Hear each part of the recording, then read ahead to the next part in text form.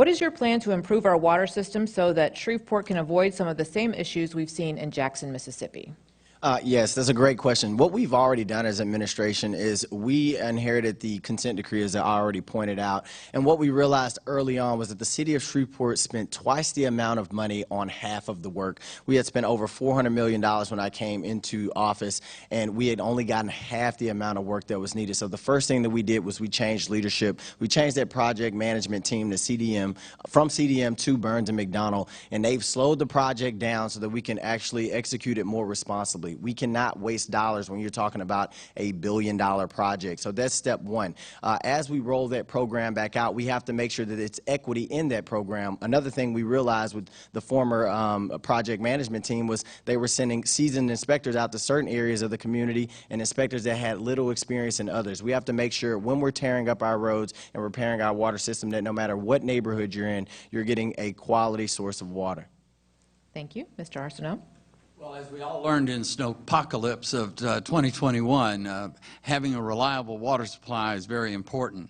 One of the things that we must do is to make sure that we learn from the lessons from what occurred in 2021 and that we have an effective emergency plan so that should we encounter something similar or be threatened with something similar, we have a quick response. I know I got pretty tired of shoveling snow into my bathtub so that we would have flushing water. The drinking water was not a problem. The flushing water was the problem.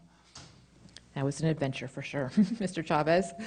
Thank you, Jackie. As a business owner, I tell my employees often, you inspect what you expect.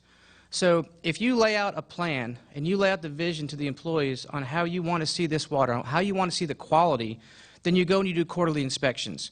We've talked about this for the last 7 months, and how do we make available to the citizens the concrete data to show the various areas around the city of Shreveport where you can go online and get pure water testing on what is currently going on in your own neighborhood. We think that's valuable data.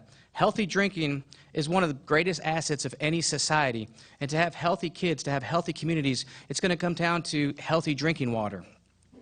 We demand accountability for our kids, and we're going to put that on the website to showcase everybody how we score in Shreveport, Louisiana. Thank you. Ms. Fuller. It's important to have transparency in processes like this, and I wouldn't wish to cast aspersions on the inspectors that were a part of the last program because they were very much local people, and I'm concerned about the number of local minority contractors that are no longer working because we did have a slowdown in the work, and so that means we're only saving money right now because there are not shovels in the dirt making jobs for local people to actually work on those repairs. But moving forward, I think that we can save money on the consent decree program through storm water management, including green infrastructure programs.